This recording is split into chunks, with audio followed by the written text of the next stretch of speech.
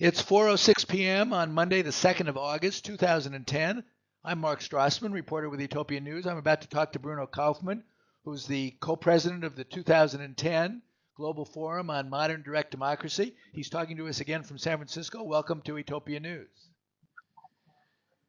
Hello, Mark. Here's Bruno. Yes, good.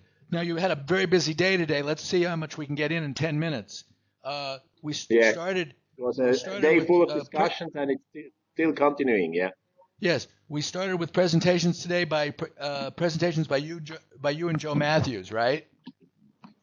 Yes, we launched basically today the international section of the Global Forum, because the first 2 days were really focused on the United States, and now today we try to make this comparative level a little bit more open and to the international, to the global level, because there's so many countries, so many people from around the world who can share their experiences. Okay, and what was the essence of what you said at the beginning to introduce the essence of the beginning is really that, I mean, we are all here in California to, of course, learn about the Californian experiences of 100 years of citizen lawmaking. And on the same time, we also think that there is so much to share from the world to California. So what my colleague Joe Mathews used to say, this is a global intervention into California. Okay, and what did Joe say during his presentation?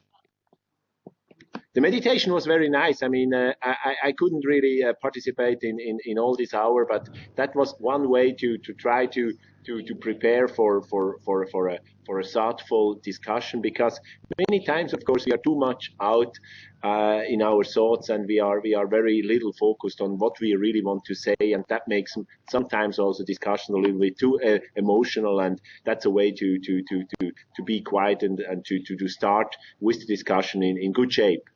That was the meditation. I want to know about the presentation. Meditation's good. Sorry. What did Joe say in his presentation?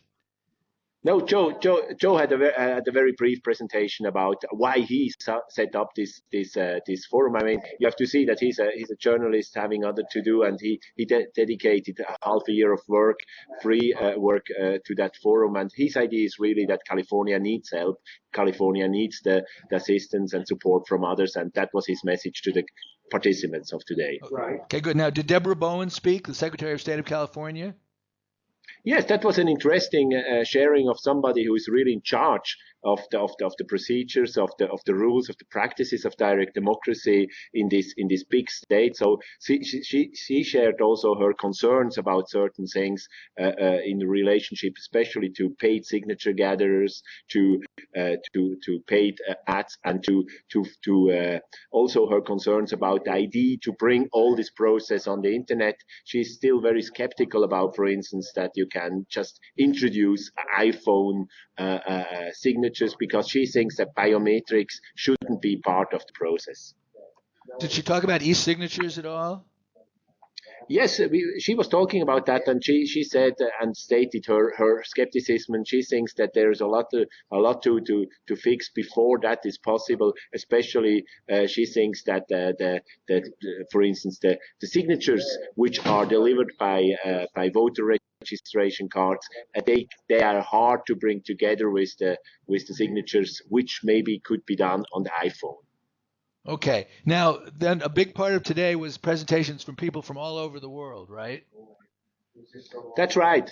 We had really a world tour to direct democratic practice, starting with Theo Schiller, professor from Germany, and a very well-known expert on direct democracy across Europe, and he had a good presentation in showing that direct democracy means very different things in different countries. Certain countries really have the citizen initiative process.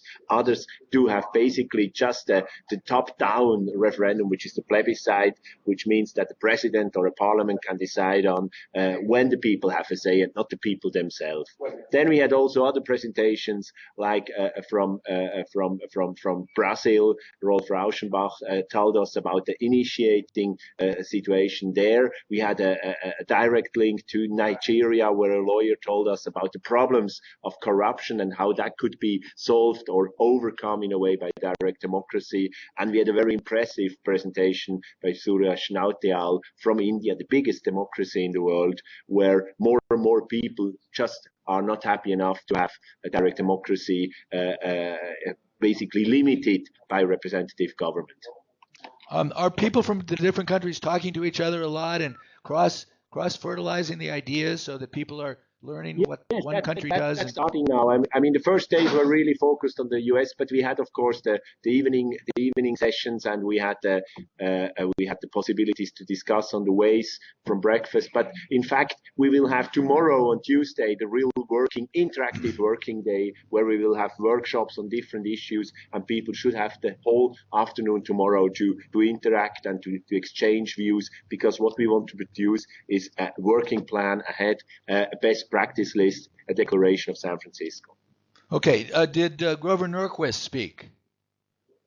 Yeah, Grover Norquist's speech was not a surprising one. I mean, on one side, he underlined the need of a transpartisan approach to that, or he also made a clear statement that the direct democracy process is a process for everybody, for the left, for the center, and for the right.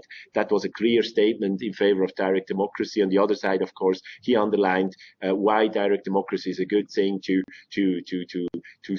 in fact promote his agenda of term limits, of tax reduction, of tax limitation. So in that way, he could show both the instrumental way of direct democracy and also the fundamental way of direct democracy.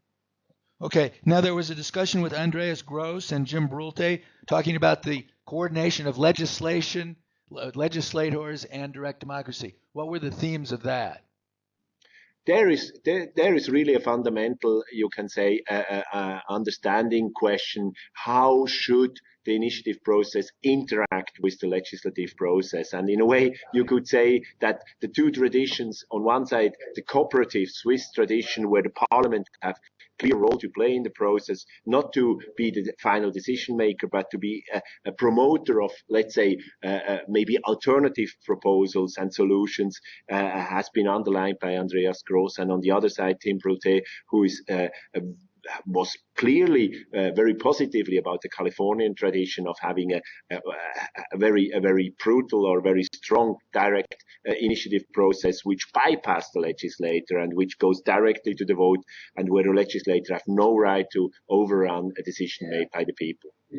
Okay. How are people holding up? Are people getting tired? Are people the discussions getting more enthusiastic? What's the mood there today? Yes, we have always in between. We have this polling, we have these questions up to vote. So it's also something where people can be actively involved. We have also always long lines of people wanting to put comments, questions after the panels. So I think the people here are really interested, they're really participating. But of course, when you have such a program without any breaks, with lunch speeches, then people drop off, drop in. I mean, there is a certain walking in, walking out number of people always on the go. That's understandable, because it's really a hard program. And what's happening at 5 o'clock tonight? Yeah, now tonight at 5 o'clock, we want really to see into the challenge of the digital age for direct democracy, or how they can be interlinked. For instance, we will discuss the big issue of the e-gathering possibilities, and we will also discuss how the new social media are influencing the process. So that will be a very interesting two panels where experts from all over the world will discuss the new possibilities, but maybe also the limits and the problems. Okay, good. We'll talk about that tomorrow. Thank you very much for talking to us today. Thank you very much. Bye.